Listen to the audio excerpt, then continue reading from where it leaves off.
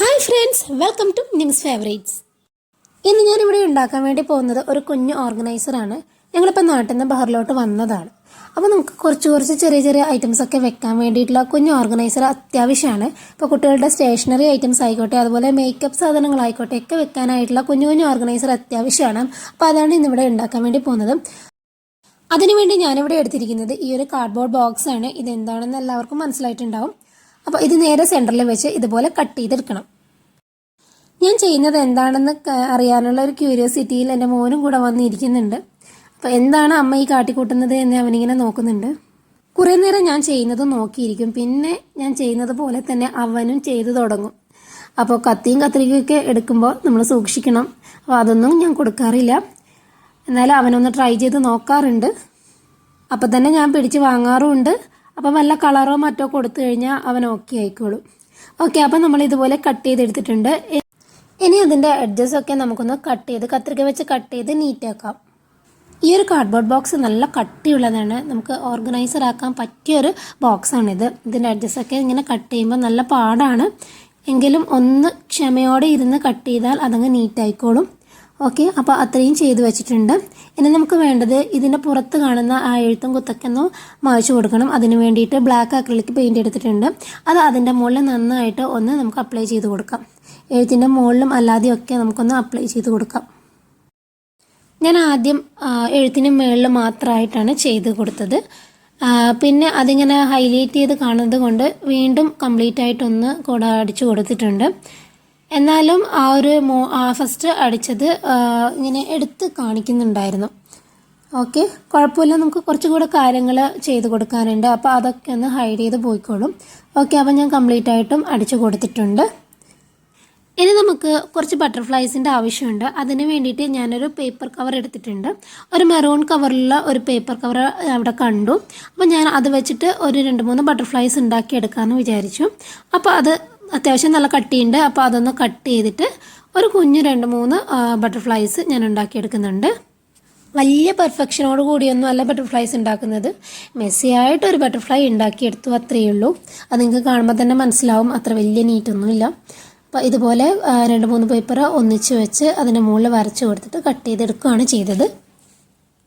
അപ്പോൾ ഞാനൊരു ഓർഗനൈസർ ഉണ്ടാക്കുകയാണെങ്കിൽ എനിക്ക് മുൻകൂട്ടി യാതൊരു ഐഡിയ ഉണ്ടാവില്ല. ഇത് ഇങ്ങനെ ആയിരിക്കണം ഉണ്ടാവേണ്ടതെന്നുണ്ട് യാതൊരു ഐഡിയ ഇല്ല. ചെയ്ത് വരുമ്പോൾ ഓരോ ഐഡിയ മനസ്സിൽ വരും. അപ്പോൾ അതുപോലെ അങ്ങ് ചെയ്ത് കൊടുക്കുകയാണ്. അപ്പോൾ നമ്മുടെ ബട്ടർഫ്ലൈ ഇവിടെ റെഡി ആയിട്ടുണ്ട്. നെക്സ്റ്റ് വേണ്ടത് ഇതുപോലെ ഒരു പേപ്പർ എടുത്തിട്ട് ആ ഒരു കാർഡ്ബോർഡിൻ്റെ എഡ്ജസ് ഒക്കെ ഒന്ന് നീറ്റ് ചെയ്യാൻ വേണ്ടിയിട്ട് നമുക്ക് ആ പേപ്പർ വെച്ചൊന്ന് ഒട്ടിച്ചു കൊടുക്കണം. ഓക്കെ, ഇതുപോലെ കംപ്ലീറ്റ് ആയിട്ടും ഒന്ന് ഒട്ടിച്ചു കൊടുക്കണം. അപ്പോൾ കുറച്ചുകൂടെ നീറ്റായിരിക്കും കാണാനായിട്ട്. ഓക്കെ, അപ്പം ബട്ടർഫ്ലൈസും ആ ഒരു പേപ്പറൊക്കെ ഞാൻ ഇതുപോലെ ഒട്ടിച്ചു കൊടുത്തിട്ടുണ്ട്. ഇനി ഗ്ലിറ്റർ പെൻ എടുത്തിട്ട് നമുക്ക് ആ ബട്ടർഫ്ലൈസ് ഒന്നുകൂടെ ഒരു ഭംഗിയാക്കി കൊടുക്കാം.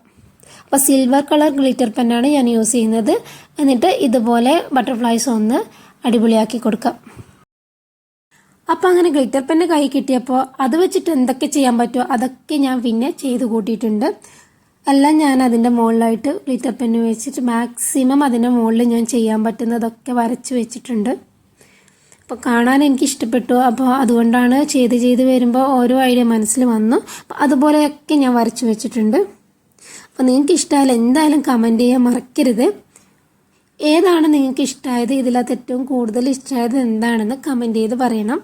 ഓക്കെ, അപ്പോൾ ഞാൻ എൻ്റെ മനസ്സിൽ വന്ന ഡിസൈനൊക്കെ ഞാൻ അതിൻ്റെ മുകളിൽ വരച്ചിട്ടുണ്ട്. പിന്നെ ഗ്ലിറ്റർ പെന്ന് യൂസ് ചെയ്യുമ്പോൾ നിങ്ങൾ ശ്രദ്ധിക്കണം, അതിൻ്റെ മുകളിൽ ടച്ച് ചെയ്ത് പോകരുത്. അപ്പോൾ കംപ്ലീറ്റ് ആയിട്ട് സ്പ്രെഡായി പോകും. എനിക്കങ്ങനെ പറ്റിയിട്ടുണ്ട്. അതുകൊണ്ടാണ് ഞാൻ പ്രത്യേകിച്ച് എടുത്ത് പറയുന്നത്.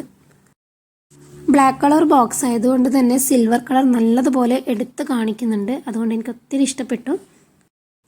നേരത്തെ ഞാൻ പറഞ്ഞിട്ടുണ്ടായിരുന്നു, നമ്മൾ നേരത്തെ അക്രിലിക് പെയിൻ്റ് അടിച്ചപ്പോൾ ചില സ്ഥലങ്ങളിൽ കുറച്ചുകൂടെ ഹൈലൈറ്റ് ചെയ്ത് കാണിക്കുന്നുണ്ടെന്ന്. അപ്പോൾ ഈ ഒരു പെയിൻറ്റിങ്ങും കൂടെ അതിൻ്റെ മുകളിൽ ചെയ്ത് കൊടുക്കുമ്പം അത് ഒന്ന് ഹൈഡായി നിൽക്കുന്നുണ്ടായിരുന്നു. അതും കൂടിയാണ് എൻ്റെ ഒരു ഉദ്ദേശം. ഇതിൻ്റെ മുകളിൽ കളർ ചെയ്യുക എന്നുള്ള ഉദ്ദേശം അതാണ്.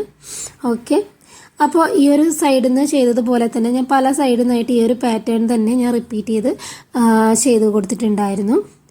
ഓക്കെ, അപ്പം ഇത്രയും ചെയ്ത് കൊടുത്തിട്ടുണ്ട്. ഇതുപോലെ തന്നെ മറ്റേതും ചെയ്ത് കൊടുത്തിട്ടുണ്ട്. അപ്പോൾ രണ്ടും ഒരുപോലെ ചെയ്ത് കൊടുത്തിട്ടുണ്ട്. ഇനി നടുഭാഗത്ത് ആ ഒരു കളറ് പ്രത്യേകിച്ച് ആ ഒരു അക്രിലിക് പെയിൻറ് എടുത്ത് കാണിക്കുന്നുണ്ട്. അതൊന്ന് നമുക്കൊന്ന് മാറ്റണം. അപ്പോൾ അതിന് വേണ്ടിയിട്ട് ഞാനൊരു വൈറ്റ് കളർ പെയിൻ്റ് എടുത്തിട്ട് അതിൻ്റെ മുകളിൽ ചെറിയൊരു കുഞ്ഞു ഫ്ലവർ പോലെ വരച്ചു കൊടുക്കുന്നുണ്ട്. അപ്പം ഞാനങ്ങനെ 2 ബോക്സിലും ഇതുപോലെ മാറി മാറി കളർ ചെയ്ത് കൊടുക്കുകയാണ്.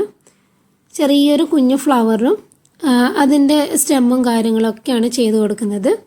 അപ്പോൾ ആ കാണുന്ന ആ ഒരു നിങ്ങൾക്ക് കാണാൻ വേണ്ടി കഴിയും ആ ഒരു ബ്ലാക്ക് കളർ ഇങ്ങനെ എടുത്ത് നിൽക്കുന്നത്.